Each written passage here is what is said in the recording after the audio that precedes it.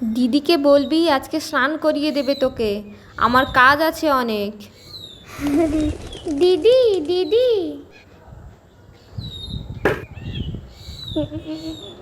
ভাই তুই কল টিপতে পারবি না, মা দেখলে বকবে কিন্তু। আমি পারবো।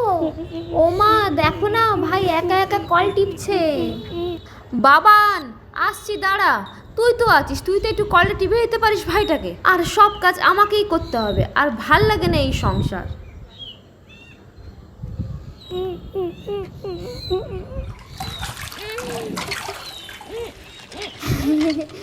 দিদি দেখ দেখ, আমি একা একা পেরেছি, একা একা কল থেকে জল টিপতে পেরেছি। দিদি দেখ দেখ, কি মজা কি মজা।